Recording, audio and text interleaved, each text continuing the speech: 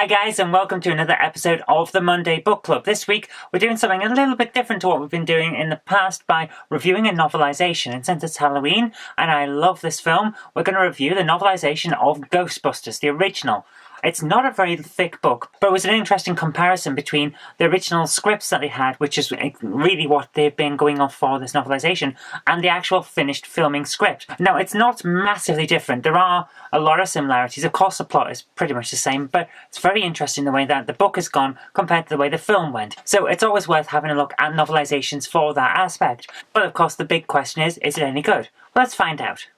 There's something strange in this novelisation. Written to coincide with the 1984 film, Larry Milne's novelisation of Ghostbusters is very clearly based on an earlier draft of the script than the one that was eventually shot for the actual film. It's little differences like this that make reading the novelisation so worthwhile. The book opens with a glaring error, where the author invites the reader to breathe deep and you can smell the carbon monoxide fumes tumbling along Fifth Avenue. Yeah, you can't do that. Carbon monoxide is an odourless gas, which is why it's so dangerous. I don't know whether that's a simple author error or whether Milne was working to a very tight deadline, but either way it's just not right.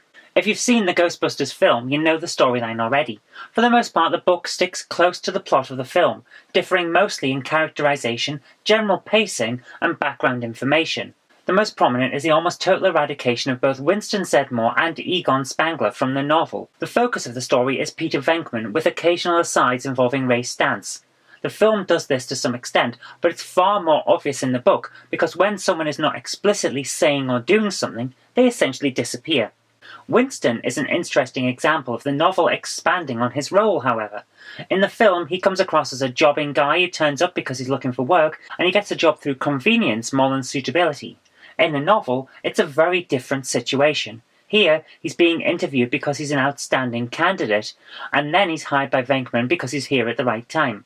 Winston's background in the book is that he's an ex-military guy. Specifically, he's from Strategic Air Command, and he has knowledge of electronic countermeasures. He's a small arms expert, as well as holding a black belt in karate, which pretty much makes him the average 80s action man, but in the film, he's just sort of there. So in some respects, the novel actually is better than the film. There's more backstory, there's more characterization behind the jokes and the oddities of the film, and the reason Venkman gives Spangler a chocolate bar early in the film is actually explained for a change. But where the novel falls down is in the comedy. There really isn't a lot of comedy in this book, because much of what made the film such a success is either in the performances of its wonderful cast, or in the far more polished shooting script, which of course the writer of the novelisation doesn't have access to. Where there are jokes here, they are different to the film's jokes. The punchlines aren't quite as tight. The dialogue needs a lot more work in many places, and the descriptions slow everything down so the pacing is off. So visual comedy simply fails. This novelisation would have worked far better in the hands of an actual comedy writer rather than a writer of film tie-in novels, and in that respect it's quite a shame. Speaking of the writer's shortcomings, he seems to have a fixation with his disparaging descriptions of elderly women. Whenever an older woman is described, the writer makes her sound like a hideous monster. It's incredibly off-putting.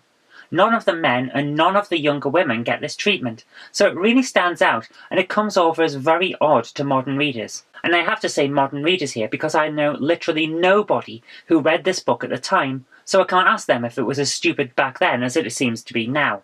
Finally, let's talk about the last of the changes between the book and the film.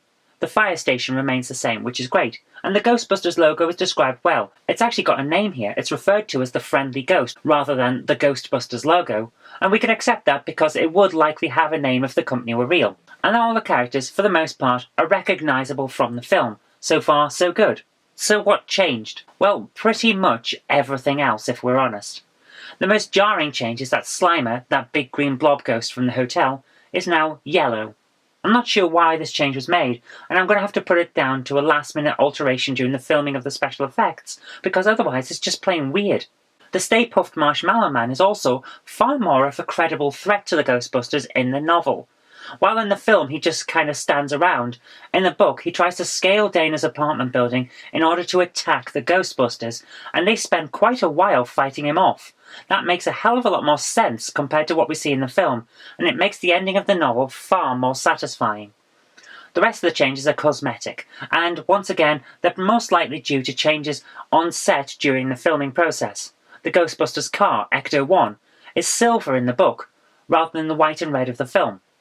The Ghostbusters wear combat suits in the book, rather than overalls in the film, and their proton packs are described differently, with a more gun-like proton mass driver firing the stream, instead of the film's particle lance that hooks onto the side of the proton pack. Now I can see why that change was made.